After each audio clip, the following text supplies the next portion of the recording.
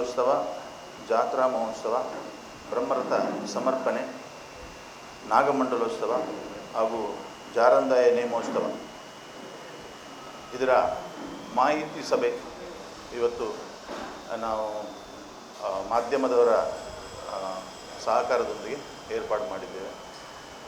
ನಾನು ಧರ್ಮೇಂದ್ರ ಗಣೇಶ್ಪುರ ಅಂತೇಳಿ ಶ್ರೀ ಕ್ಷೇತ್ರ ಗಣೇಶ್ಪುರ ಶ್ರೀ ಮಹಾಗಣಪತಿ ದೇವಸ್ಥಾನದ ವ್ಯವಸ್ಥಾಪನಾ ಸಮಿತಿಯ ಅಧ್ಯಕ್ಷನಾಗಿದ್ದೇನೆ. ನಮ್ಮ ಯಾದವ ಕೋಟ್ಯ ಬ್ರಹ್ಮಕಲಶೋತ್ಸವ ಸಮಿತಿ, ಬ್ರಹ್ಮಕಲಶೋತ್ಸವ ಮತ್ತು ನಾಗಮಂಡಲ ಸಮಿತಿಯ ಅಧ್ಯಕ್ಷರಾಗಿದ್ದಾರೆ. ಹಾಗೆ ಅದೇ ರೀತಿ ಪ್ರಶಾಂತ್ ಮುಡಾಯಿಕೋಡಿ ಬ್ರಹ್ಮಕಲಶೋತ್ಸವ ಮತ್ತು ನಾಗಮಂಡಲೋತ್ಸವ ಸಮಿತಿಯ ಕಾರ್ಯಾಧ್ಯಕ್ಷರು. ಹಾಗೆ ನವೀನ್ ನಮ್ಮ ಶ್ರೀ ಕ್ಷೇತ್ರ ಗಣೇಶ್ಪುರ ಶ್ರೀ ಮಹಾಗಣಪತಿ ದೇವಸ್ಥಾನದ ಕಾರ್ಯನಿರ್ವಹಣಾಧಿಕಾರಿ ಹಾಗೂ ಸುನೀಲ್ ಭಟ್ರು ಶ್ರೀ ಕ್ಷೇತ್ರದ ಪ್ರಧಾನ ಅರ್ಚಕರು. ಇವತ್ತಿನ ಪತ್ರಿಕಾಗೋಷ್ಠಿಯ ಮುಖ್ಯ ಉದ್ದೇಶ ಏನಂತ ಹೇಳಿದ್ರೆ, ಶ್ರೀ ಕ್ಷೇತ್ರದಲ್ಲಿ 2020ನೇ ಇಸವಿಯಲ್ಲಿ ಶ್ರೀ ಕ್ಷೇತ್ರ ಸಂಪೂರ್ಣ ಜೀರ್ಣೋದ್ಧಾರಗೊಂಡು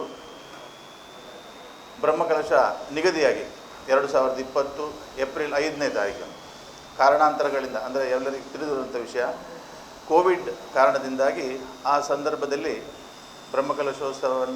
ಉತ್ಸವವನ್ನು ಮಾಡಲಿಕ್ಕೆ ಆಗಲಿಲ್ಲ. ಆದರೆ ದೇವರಿಗೆ ಬೇಕಾದಂಥ ಅಷ್ಟಬಂಧ ಹಾಕಿ ದೇವರನ್ನು ಪುನರ್ ಪ್ರತಿಷ್ಠಾಪನೆ ಮಾಡಲಾಯಿತು. ಬ್ರಹ್ಮಕಲಶೋತ್ಸವವನ್ನು ಮಾಡಲಿಕ್ಕೆ ಆ ಸಮಯದಲ್ಲಿ ಅವಕಾಶ ಸಿಗಲಿಲ್ಲ. ಇವಾಗ 2025 ನಮ್ಮದು ವಾರ್ಷಿಕ ಜಾತ್ರಾ ಮಹೋತ್ಸವ ಏಪ್ರಿಲ್ ತಿಂಗಳಲ್ಲಿ ನಡೀತದೆ ವರ್ಷಂಪ್ರತಿ. ಸರ್ವಭಕ್ತರ ಸಭೆಯನ್ನು ಕರೆದು ನಾವು ತೀರ್ಮಾನ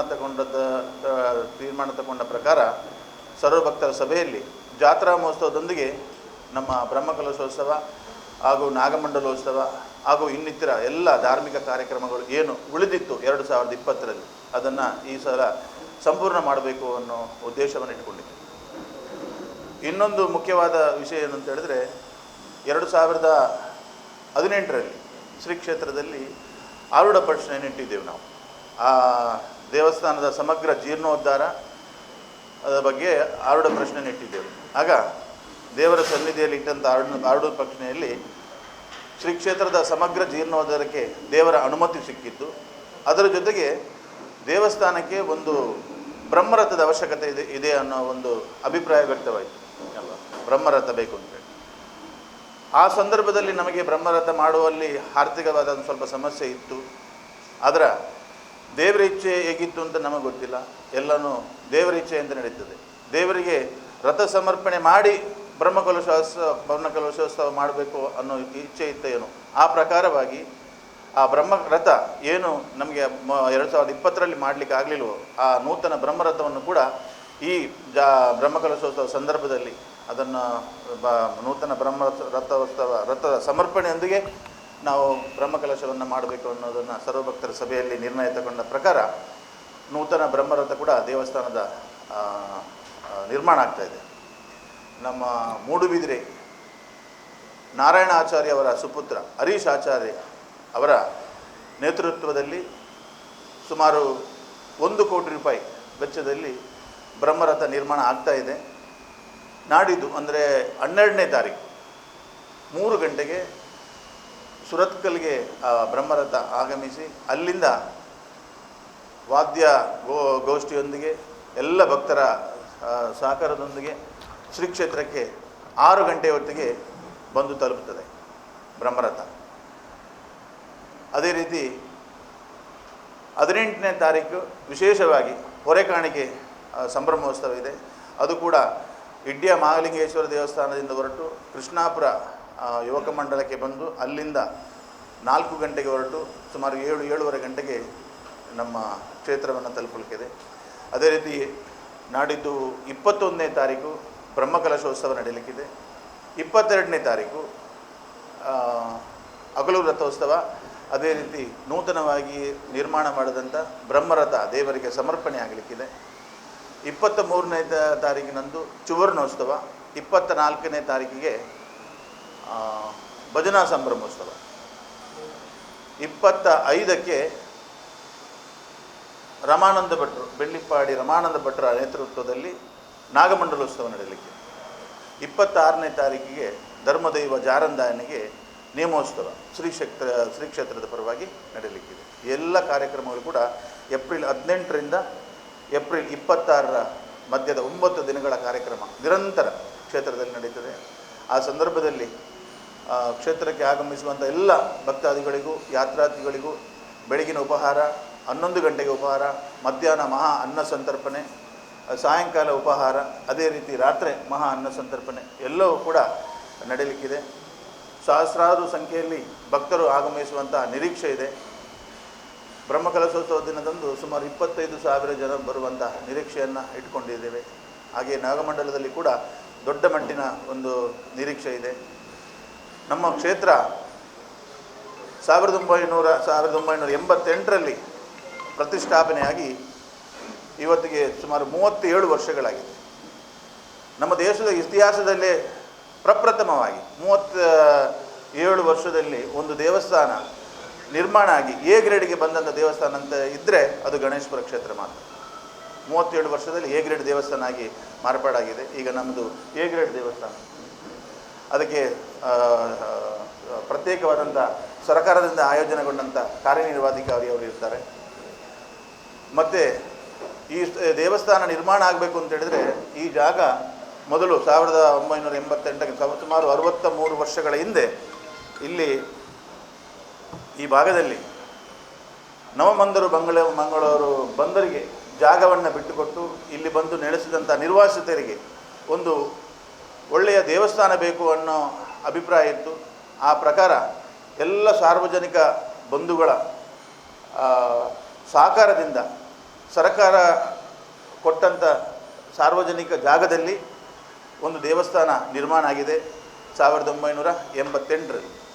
ಇದೀಗ 37 ವರ್ಷಗಳಾಗಿ 2 ಬ್ರಹ್ಮಕಲಶೋತ್ಸವ ಇದೀಗ ಆಗಿದೆ. 1988 ಮತ್ತು 2004ರಲ್ಲಿ ಬ್ರಹ್ಮಕಲಶೋತ್ಸವ ಮತ್ತು ಮೂಡಪ್ಪ ಸೇವೆಯಾಗಿದೆ.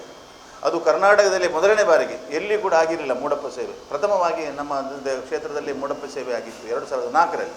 ಇದೀಗ 3ನೇ ಸಾರಿ ಬ್ರಹ್ಮಕಲಶೋತ್ಸವ ನಮ್ಮ ಕ್ಷೇತ್ರದಲ್ಲಿ ನಡೀತಾ ಇದೆ. ಹೀಗಾಗಿ ಭಾಳ ದೊಡ್ಡ ನಿರೀಕ್ಷೆಯನ್ನಿಟ್ಟು ಈ ಕಾರ್ಯಕ್ರಮವನ್ನು ಮಾಡ್ತಾ ಇದ್ದೇವೆ. ಈ ಊರಿನ ಎಲ್ಲ ಭಕ್ತಾದಿಗಳು ಹೆಚ್ಚಿನ ಸಂಖ್ಯೆಯಲ್ಲಿ, ಆಸುಪಾಸಿನ ಸುಮಾರು 10 ಗ್ರಾಮಗಳ ಎಲ್ಲ ಭಕ್ತಾದಿಗಳು ಹೆಚ್ಚಿನ ಸಂಖ್ಯೆಯಲ್ಲಿ ಕ್ಷೇತ್ರಕ್ಕೆ ಆಗಮಿಸುವಂಥ ನಿರೀಕ್ಷೆ ಇದೆ. ನಮ್ಮ ಕ್ಷೇತ್ರದಲ್ಲಿ ವರ್ಷಂಪ್ರತಿ ವಿಶೇಷವಾದಂಥ ಕೆಲವು ಆಚರಣೆಗಳಿದ್ದಾವೆ. ವರ್ಷಂಪ್ರತಿ ನಮ್ಮದು ಚೌತಿ ಮಹೋತ್ಸವ ಸಂದರ್ಭದಲ್ಲಿ ನಾವು ತೆನೆಯನ್ನು ಕೊಡ್ತೇವೆ ಭಕ್ತರಿಗೆ. ಸುಮಾರು ಇಲ್ಲಿಯ ಒಂದು 10 ಗ್ರಾಮಕ್ಕೆ ಎಲ್ಲರಿಗೂ ಕೂಡ ದೇವಸ್ಥಾನದಿಂದ ತೆನೆಯನ್ನು ಕೊಡ್ತೇವೆ.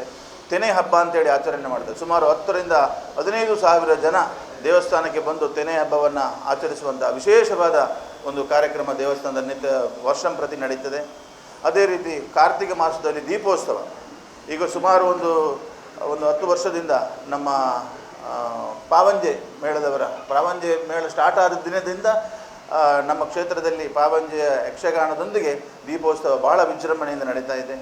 ಅದೇ ರೀತಿ ಪ್ರತಿ ಸಂಕಷ್ಟಿಯಂದು ನಮ್ಮ ಸಂಕಷ್ಟಿ ಪೂಜೆ ಇದೆ. ವೃತ್ತಧಾರಿಗಳಿಗೆ ವಿಶೇಷವಾದಂಥ ಅನ್ನದಾನ ಪ್ರಸಾದ ಸೇವೆ ಇದೆ, ಅದು ಕೂಡ ಪ್ರತಿ ವರ್ಷವೂ ಕೂಡ ಆಗ್ತದೆ. ಹಾಗೆ ಶ್ರೀಚಕ್ರ ಪೂಜೆ ಹೀಗೆ ವರ್ಷಂಪ್ರತಿ ವಿಶೇಷವಾದಂಥ 10 ಹಲವು ವಿಶೇಷವಾದ ಕಾರ್ಯಕ್ರಮಗಳು ಕ್ಷೇತ್ರದಲ್ಲಿ ನಡೀತಾ ದಿನಕ್ಕೆ ಶ್ರೀ ಕ್ಷೇತ್ರ ಬೆಳಗ್ತಾ ಬರ್ತಾ ಇದೆ.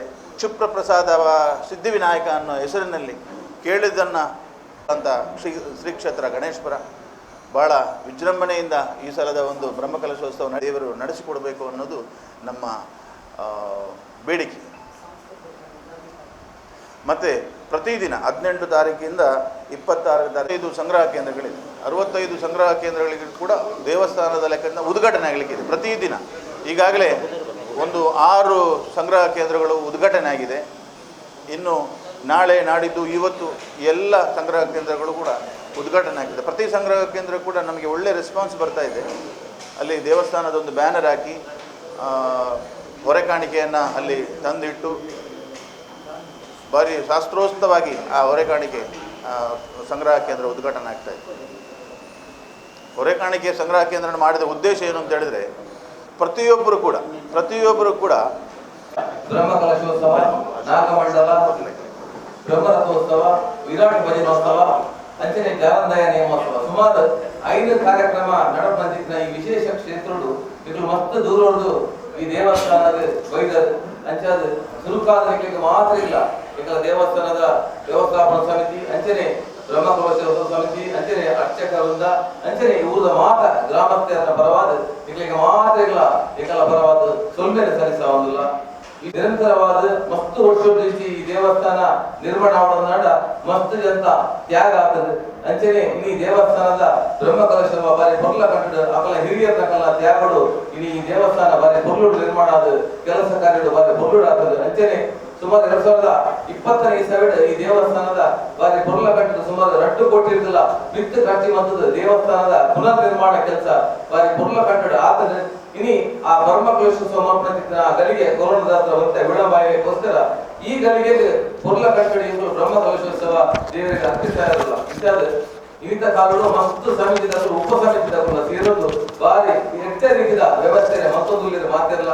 ಹೊರೆ ಕಾಣಿಕೆ ಆದಪ್ಪು ಅಥವಾ ಸಾಂಸ್ಕೃತಿಕ ಕಾರ್ಯಕ್ರಮ ಕೊಲ್ಲುಡು ಮಾತ ವ್ಯವಸ್ಥಾಪನಾ ಸಮಿತಿ ಸದಸ್ಯರು ಸೇರಿದು ಬಾರಿ ಎಟ್ಟೆಡೆ ಕೆಲಸ ಅವನು ಹಂಚಾದ ವಿಶೇಷವಾದ ಇನಿ ಮುಟ್ಟಲ್ಲ. ಈ ದೇವಸ್ಥಾನದ ಪ್ರತಿಯೊಂದು ಕಾರ್ಯ ವಿಶೇಷವಾದ ಪತ್ರಿಕಾ ಮಾಧ್ಯಮಗಳು ಈ ದೇಶದ 4 ಅಂಗ ಕಾರ್ಯಾಂಗ ಶಾಸಕಾಂಗ ಅಂಚನೆ ನ್ಯಾಯಾಂಗ ಇದೊಟ್ಟು ಪತ್ರಿಕಾ ಅಂಗದ ಪ್ರಮುಖವಾದ ಈಗ ಎಟ್ಟೆ ಕೆಲಸ ಈ ಭಾಗಗಳ ಮತ್ತೊಂದು ಇತ್ತನೇ ಮಸ್ತ್ ಪ್ರಚಾರ ನನಗೆ ಭಾರಿ ಖುಷಿ. ಈ ಭಾಗದಲ್ಲಿ ಮಾತ್ರ ಪೇಪರ್ ಈ ದೇವಸ್ಥಾನದ ಎಲ್ಲೆಲ್ಲೇ ಕಾರ್ಯಕ್ರಮ ಮಾಡಲ್ಲ ಪ್ರಚಾರ ಕೆಲಸ ನಿಖಲ ಪತ್ರಿಕಾ ರಂಗದ ಮತ್ತೊಂದು ಇದಕ್ಕೋಸ್ಕರ ವಿಶೇಷವಾದ ನಿಖಲಿಗೆ ಈ ದೇವಸ್ಥಾನದ ಪರವಾದ ನಿಖಲ ಮಾತ್ರಗಳ ಪರವಾದ ಸೊಲ್ಮೆನೆ ಸಲ್ಲಿಸುವ ಇದೊಟ್ಟಿಗೂ ವಿಶೇಷವಾದ